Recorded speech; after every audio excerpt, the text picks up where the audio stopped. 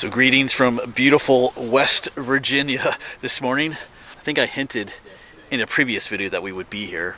I think last Saturday I was in New Jersey. Today is March 25th. I'm here in the middle of nowhere in West Virginia. I'm here with some friends. Down there, let me turn you around here. Down there is Todd. We flip you around so you can see his truck down there. Todd from Appalachian History Detectives. I filmed with him several years ago. He does a lot of history videos, metal detecting here in West Virginia, and sometimes Maryland, even up into Pennsylvania sometimes. So I'll talk about why we're here in a moment. And his friend Tom is with us here today. So they have their metal detectors out here. They're going to be metal detecting because they're looking for something. I'm just kind of tagging along. I do have a metal detector, but I didn't know if I should bring it or not today. Now maybe I should have, but it's okay. And hopefully we're going to visit some other things today, excluding the spot up there. There's something called Ice Mountain, Raven Rocks. We might visit some old hotel from the 1700s, 1770s. So we'll see what all happens today. Just a beautiful, let me show you around. So you got the beautiful pasture, got the cows out there. Yeah, up that way is Raven Rocks and something called Ice Mountain. I think Todd's going to take me up there later. A bit foggy and chilly out here this morning, although it's supposed to be up to like 70 degrees. There's an old foundation down there, which they're going to be metal detecting. They're getting their stuff ready. But there is supposedly an old French and Indian War fort located in this area. And if you follow my channel, you know we're doing a whole French and Indian War series in Pennsylvania. And I think maybe 2 summers ago I was down here with Todd the first time. We visited a fort called Fort Edwards. They had a little thing going on there. It was pretty cool. Period stuff happening. But there's a fort, supposedly a fort somewhere around here called, I think the last name is Parker. I gotta look up the first name again. But there's some discrepancy as to where it was. Some people think it was down here along this farm, where there's like a bluff and a bend in the creek. But you know, other people think it's at another location. So Todd and Tom are out here trying to find evidence of this fort. If they find, you know, period coins and buttons and stuff, they'll know that this potentially was the location for the fort. So I'm kind of interested to see what they find. So like I said, I won't be metal detecting myself. I'm going to be poking around, looking for stuff, doing what I do, wandering about. If they find anything cool, you'll see it on here. And I'll mention too that we are on private property, but Todd has permission to be here, so I don't know if you can see the foundation here. But I'm going to walk around a little bit, explore down there myself, see if I can find anything. Maybe walk down to the river a bit, but yeah. Hey, can I use your other one just in case? All right, cool. So there they go. And it's Parker Thomas. That was the name of the fellow. I thought Parker was the last name. So it's often referred to as the Parker Thomas fort. I'll tell you a little bit more about it as I keep filming here. Not a whole lot known about it, actually. So they're eager to find some cool stuff. Yeah, so we're in an area known as North River Mills. It's quite the historic place. Just driving on the back roads here, there's all kinds of old buildings, log cabins, buildings that are clearly from like the 1700s. It's really awesome. All kinds of mills, and I think Todd was talking about how there are a lot of gunsmiths down this way. Tons of old foundations along the roadsides. Amazing place.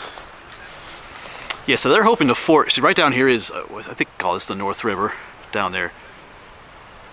According to Todd's research, the forts, you know, oftentimes right up on the bluff. There's a bluff right above the river.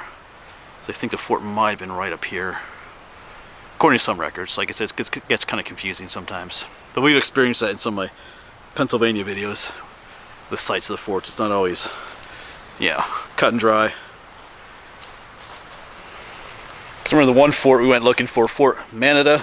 There's like 3 different areas where people think that fort is located.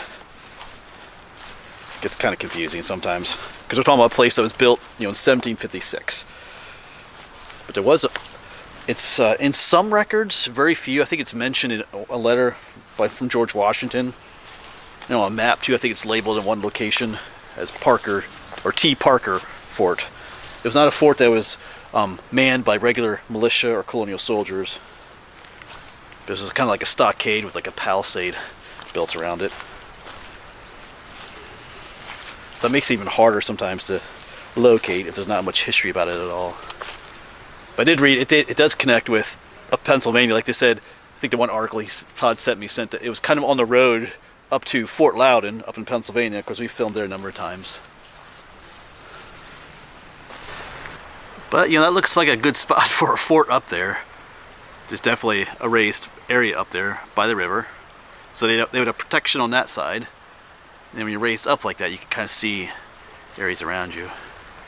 But there are several little battles fought around here. Some French died around here, some Native Americans as well. So there's a lot of history in this area.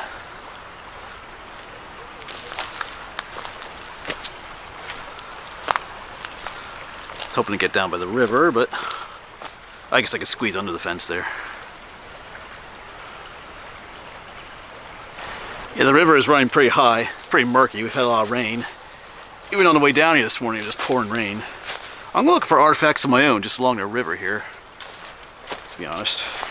Because I think, see, this is that bluff. See, it's just rock right there. So this is a great defense.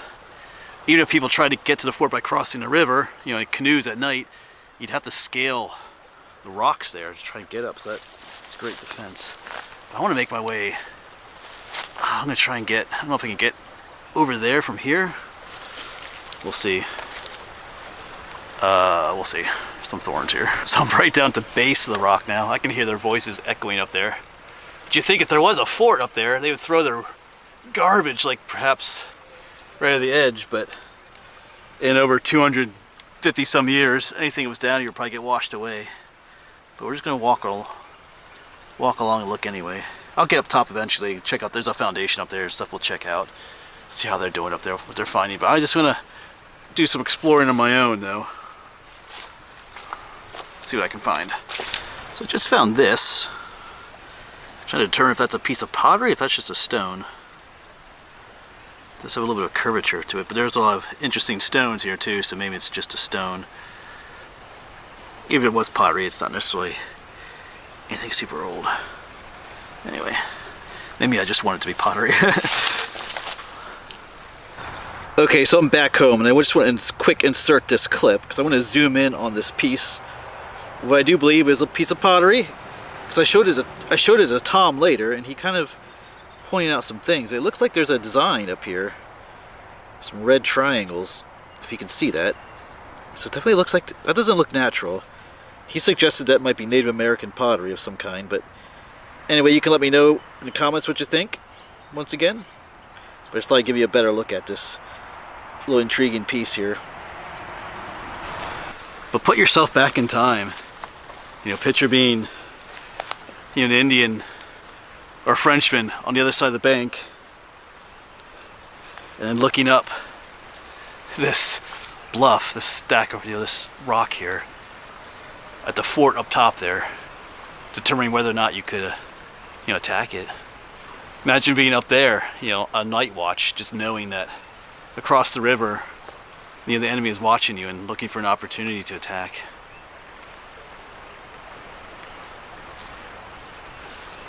Interesting times back then. Alright, I'm just continuing my search down here.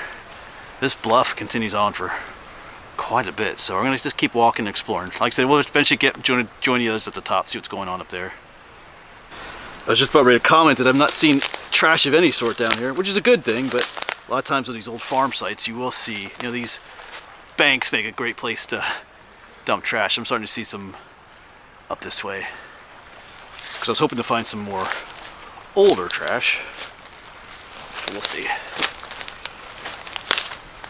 I haven't heard any shouting up there yet, so I don't think they found anything yet.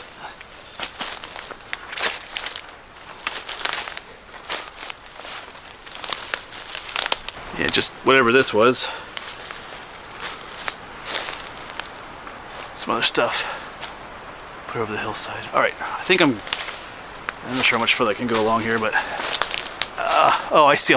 Okay, there's a lot more stuff over that way. Oh, there's like an old baby stroller right in there. Right, nothing French and Indian War era, but once again, it just demonstrates how people do throw stuff over the sides of these banks. So they would have done it back in the 1750s too. Well, making my way up to the top, check this out. Cool little old bottle here. Let's try and wipe that off, see what it says. Just laying down here. Yeah, so Dr. Farney and Son, Hagerstown, Maryland. So I'm not sure if they found anything, but I got my little treasure for the day. Alright, so I showed them my bottle. And then, because the reason it's a cork top is because this place. Of course, they found some things. Oh, they found, this is what they found. Check it out.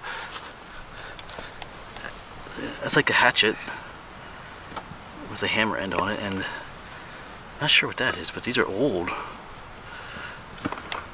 Cool. Yeah, so this is an old chimney. I'll check out this old pot down here. Yeah, but this is the chimney, what's left of it. Fireplace. As Todd pointed out, there's no mortar in here, so this is pretty old. This could go back to like 1700s time era. Yeah, so just taking a look at it here. It's embossed on the sides too. It says teething syrup for babes. And on this, that's what it says, for babes. So that's cool. Teething syrup for babes. All right, never found anything like that before. Keep that right there. And just as with the little piece of pottery, I'm back home again here. Want to quick insert this little clip, give you a better look at this bottle. Dr. Farney and Sons. That's where it says teething syrup for babes. I did a little research on it. It's probably from about 1910. One way you can tell is because what they call the molding seam goes all the way up to the lid. So it's not a super early bottle. Probably early 1900s. And also, as you may have correctly assumed, this medicine was mostly alcohol, and there's also morphine in it too, and some other questionable items. So it did indeed, you know, it indeed was soothing to infants who were teething, but not necessarily in the best way. Looked up a little other things about it. I think at one point it was even brought before the courts as mislabeling. Yeah, alcohol and morphine. So it ended up being discontinued because it wasn't the greatest thing to be giving babies. All right, there's a little bit of information for you. Right over there is the old homestead, and to nerd out, you'll need a little bit here. This is motherwort. It's an herb. It's not native to, I was gonna say Pennsylvania, but we're not in Pennsylvania. It's not native to this area, but this comes from, you know, over in Europe and England, motherwort. So that's a sure sign that people were living here because they would have brought it over with them. So that's cool. Okay, Todd found something. 1700s right there. Oh, it's a spoon. That's pewter. Oh, cool. That's a pewter spoon. That is ancient. Wow. Might be the best thing. Well, my bottle was the best thing. Yeah. No, that's pretty good though. That's awesome, man. Yeah, that's awesome. Well, the pewter says 1700s, though, doesn't it? I mean, yeah. Pewter fell out of style around 1710. Okay. Or I'm sorry, 1810 right, to yeah. 1820. It was gone. Right. So this style of pewter, absolutely, easily into the 1700s, even in the mid 1700s. Yeah. So someone right there tossed their spoon out after eating. I guess it probably broke and then they threw it away, maybe. They broke easily Yeah. because they were made out of lead. Right. Lead, and there was tin in it, and it was very, very fragile, and the melt point was only about 400 degrees. So, you know, the fireplaces would get hot, their kettles would get hot, Right. and these would snap real easily, and they threw them out. So they transitioned from this as early as they could to something that was more durable. So that spoon was pretty cool. Not sure if it beats my bottle, though. You can let me know in the comments what you think.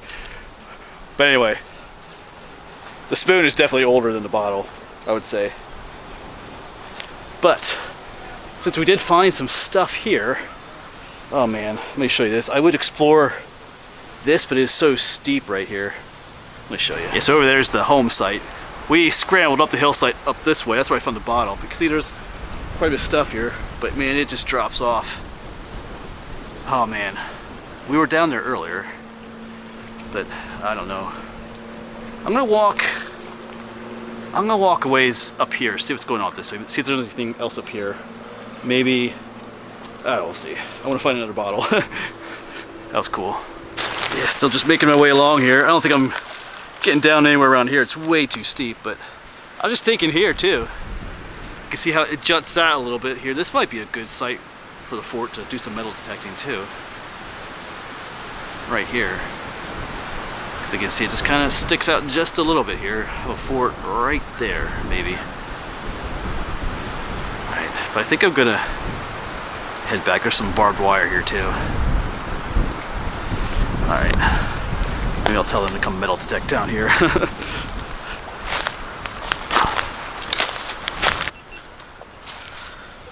I'm fine stuff, Tom. Alright, you guys, I just popped the plug here and I pulled this out. Oh, cool. It's an old iron spoon, and that's old. That's really old. Got some old farming implements here. Looks like this pile of stone came from the ruins of the house over there. I should mention the guy the fort is named after, Parker Thomas. He lived here on this farm, so that very could have been his house. Could have been the side of the fort too, but I think I just mentioned I found a site up there that kind of looks fortish too, but yeah, this pile of rocks is most probably, like I said, came from the house. So this might be a good place to look around. Not sure. Some stuff in here. Old metal pieces and stuff. What's this? I'm not sure what that is.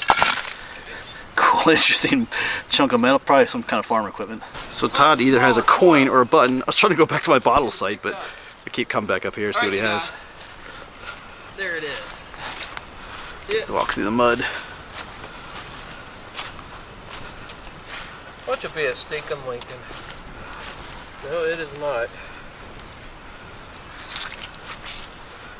It's either an Indian cent or a wheat cent. Weedy. It's a coin. It's a coin. Yeah. I'm gonna have to clean it up. Could be an Indian cent. May I? Yeah, I think it's gonna be an Indian cent from the 1800s. I think that's what it is. And it looks like it has the wreath like an Indian cent has. They say they saw the It does have a wreath. It's an Indian cent. Yeah. Oh, That's I okay. can see the Indian head. Look like this. You can see the Indian head facing that way. See, I don't see so well, so I have to take off my Right. glasses. Yep, Cliff. I think I got an Indian cent here. All right. I'll clean it up. And for your fans, I'll send you a picture of it once it's cleaned up. All right. A live dig. Yep. For That's the the first really high tone I've got, other than the new shovel I just got. for the lead pot full of Spanish silver. I don't know if they made lead pots, but anyway. Poor Tommy. It'll probably be a rifle brass shell. That's okay. Hey, I'm digging. Yeah, no, it's a good signal. It is wet though, mucky. I think it's going to be a button, dude. Or it could be a round ball. It'll be It's the first right one I here. ever- It's right on the top. Here. You got one of these? Yeah. Oh, I thought you saw it. It's right there. Oh, right There it is. You can see like Yep. the rust color. No, that came from. Right. There it is. It looks like a rivet. Oh, no I thought it silver. was a bullet shell. I think it's a bullet shell. Yeah. Wah, wah, wah. Sorry, Tom. But that is the reality of metal detecting, folks. You know, up to 90% of what you find is just trash. It's like a bullet. So, occasionally, you do find something really cool. I'm trying to get back to my bottle dump, find some more things. So I'm back here at my bottle dump and I pulled this one out. It's broken. Let's wipe this one off and see what it says. Let's see, Clover's Imperial Manse Medicine from New York. Wow. Side's busted off. H. Clay Clover. That's cool. Even though it's broken, that's kind of cool. It has the writing on it. It looks like a screw top, so not terribly old. So you can see there's all kinds of glass poking out here. I see one up there I'll check out. So, I mean, there very well could be older stuff here too. Well, I mean, there is. I found that one cork top. But we're going to keep looking. In case you're wondering about that Indian head scent he found, that's fairly old if you're not familiar with, you know, they were made from 1859 to 1909. So if you find an Indian head penny like that at a home site, it shows some age, along with these colored bottles too. I'll cut myself. Alright, so here's an intact mason jar, that blue color. It's got some cracks in it though. Leave that there. I'm just back along the river again, down from my bottle dump. But man, look how sheer those cliffs are.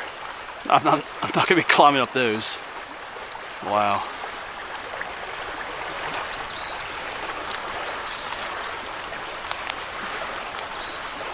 Yeah, my bottle dump was way over there somewhere. Just felt like coming down this way too. All right. Yeah, a friend showed up. You having lunch up here? I just took a little lunch break down by the creek down there. I had some chocolate chip muffins though. What are you eating? Hay? Is that any good?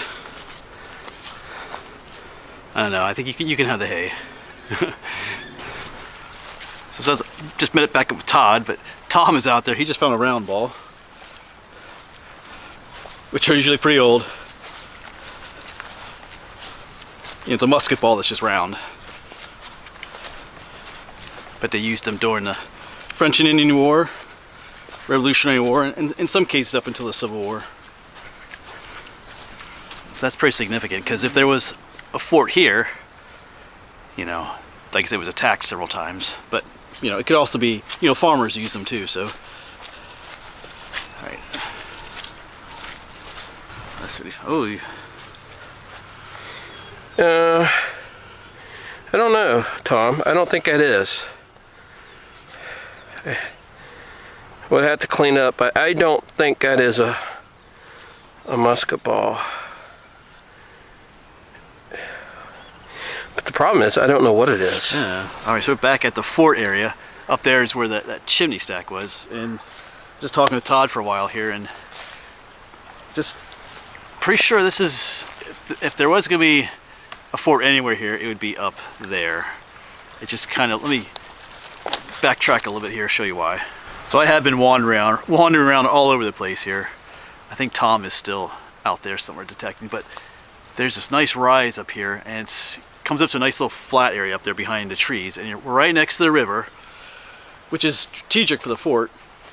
Of course, up top there you have a view of the whole area out here, but you know, they would need to have access to water unless they had a well here, but which is possible. But if you look up here, there's a nice gully right in here, which would be a protective way of coming down to the river, especially if they needed to escape. Because earlier I was thinking maybe the fort was up further, but the banks are way too steep up there. So if the fort got surrounded, there'd be no way for them to get down to the river, you know, to escape, because they probably had like canoes and stuff.